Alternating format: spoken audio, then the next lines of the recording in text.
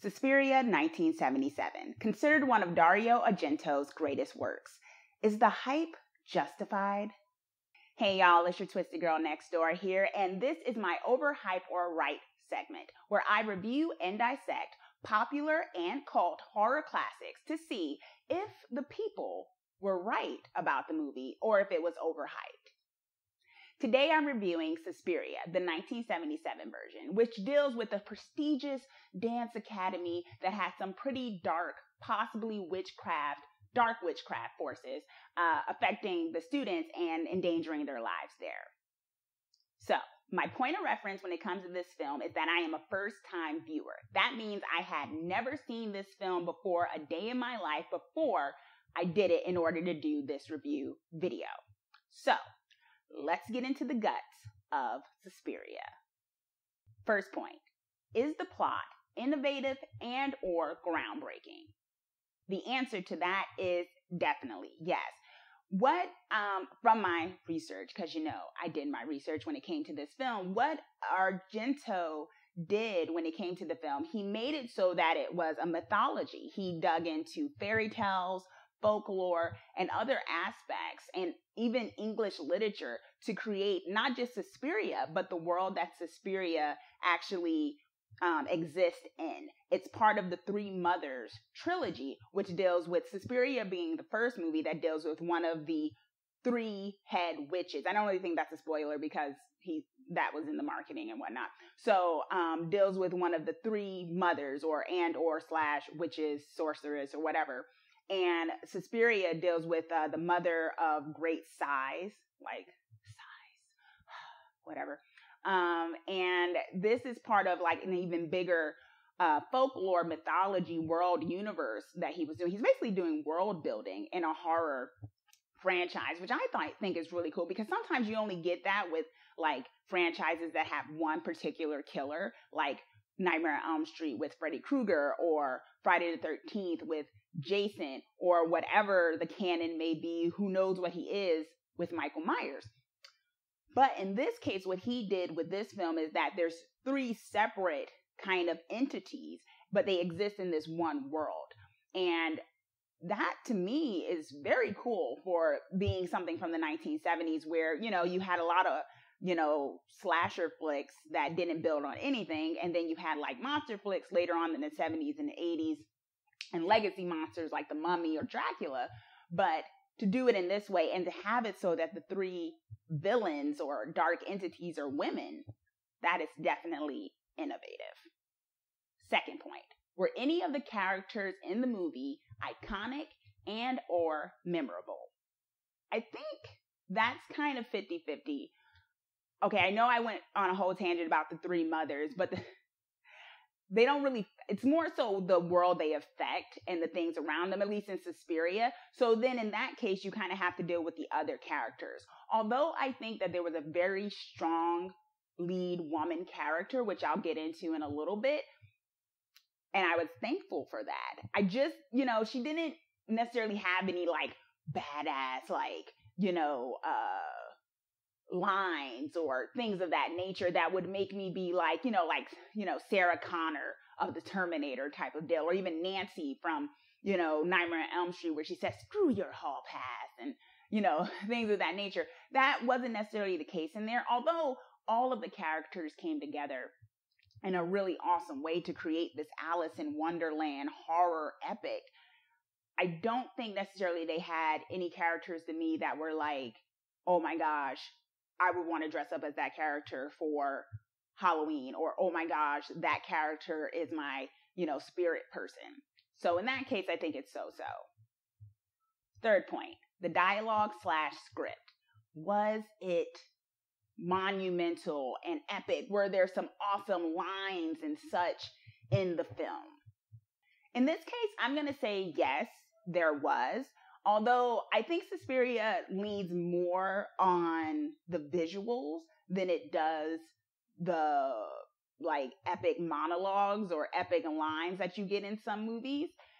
But even with that, there were some really cool lines here and there, such as broken mirrors don't bring about bad luck, broken minds do. And I thought, that was profound. And I think those were some, kind of lines that if someone was to quote Suspiria, they probably use that line. And that's what I mean by iconic lines, like there's iconic lines in certain horror films or films in general, right? Like, show me the money and stuff like that. And in this film, I think that particular line stood out, but I'm not sure there was much else. But even in that case, when dialogue happened, because like I said, this is more of a visual film, when dialogue did happen, it was very much necessary. It never seemed like people were just talking to talk. It all kind of created this atmosphere. So I think that was definitely on point and unique in the way that these characters were talking to each other, which I was not expecting. 4, and probably the most important when it comes to this, was it scary? Does it resonate in the fear factor scale of like, out of 1 to 10, like 9 or 10? If it's a classic, right? I'm going to say yes. This movie, it was my first viewing once again, and I jumped a lot in a lot of the moments. Like, I mean, the visuals, and I think that had to do with the visuals. Like, it sucks you in. You're watching all these beautiful colors and scenes and whatnot, and then something crazy would happen that you were not expecting, or something that you kind of was expecting, but then it happened at a weird time and a weird kind of angle where there were moments when I was like, what just happened?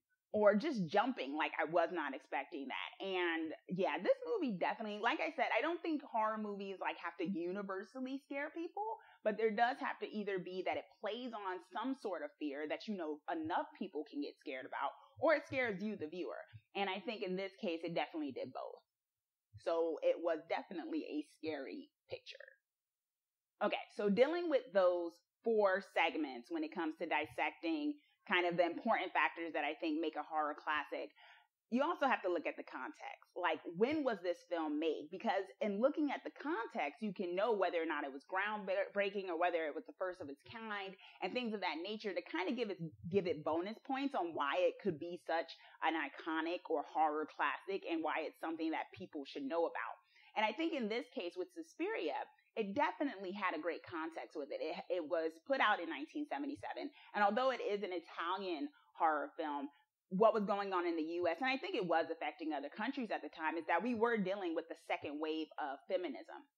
Because, history lesson, guys, there's 3 waves of feminism, or some would argue 4. The first wave was when women were trying to get the right to vote and recognition and things of that nature. Women of color in particular trying to fight for, freedom and things of that nature. And then the second wave more had to deal with the personalist, the political, women taking control of their bodies, women kind of coming into themselves and things of that nature.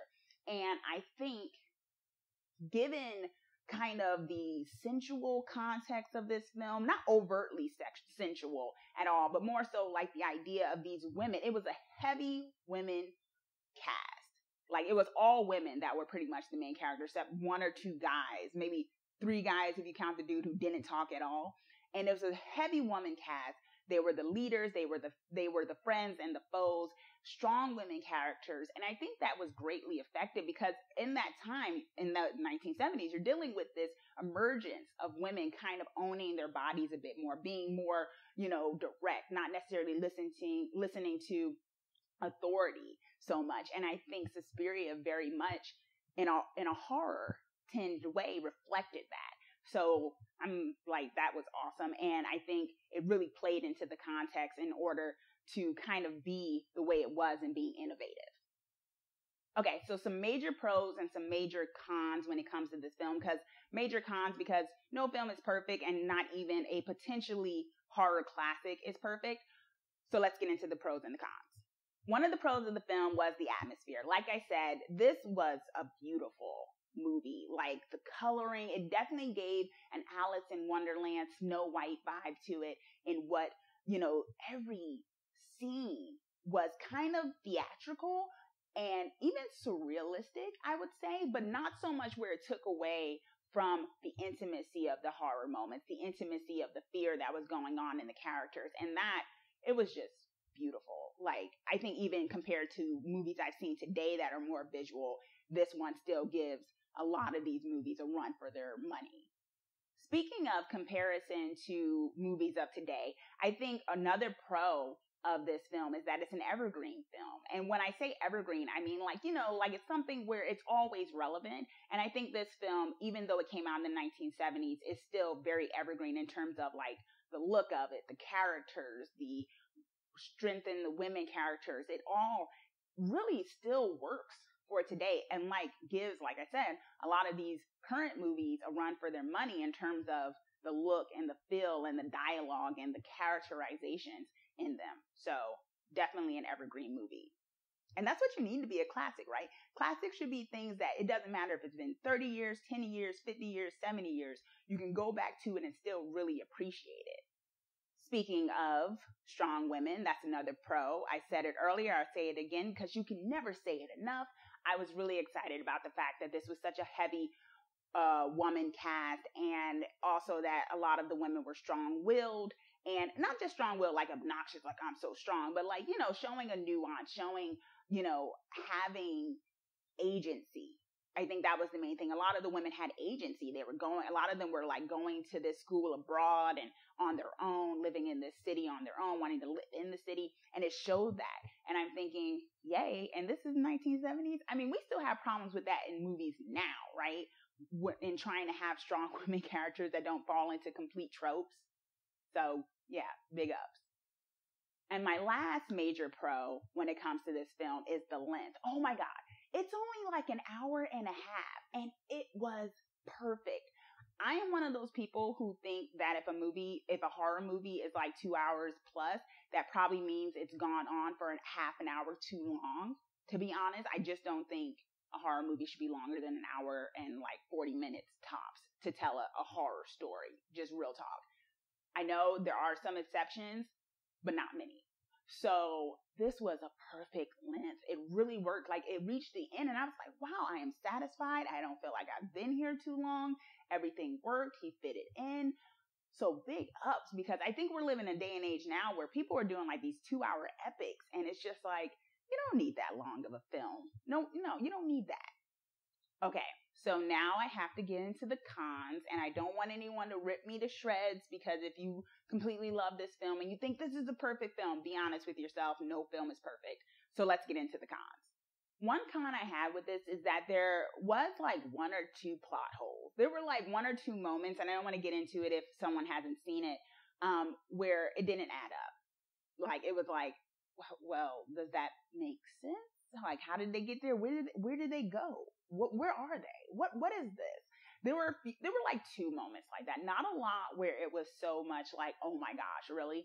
But there were a few moments where it was like, okay, we're just going to ignore that. And like I said, when you have a film that's so visual like this movie is, I can forgive it a little bit because I feel like he was leaning more on the visual. But I think a few oversights. And my second major con kind of connects to the first con, which is some scenes went nowhere. Some characters went nowhere, right? Like they were just kind of there and there was no expansion on them. Like certain relationships that you saw a glimpse of just never got expounded again. Certain characters that had a lot of dialogue in the beginning of the film suddenly just weren't around for like the end of it.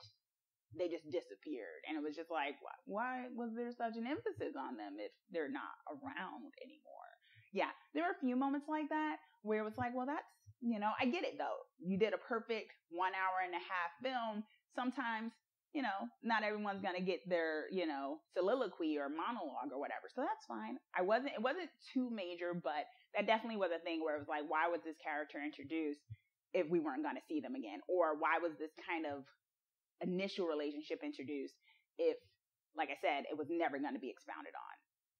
Okay, so with that said, is Suspiria 1977 overhyped, or are the people who love it and made it such a cult classic right?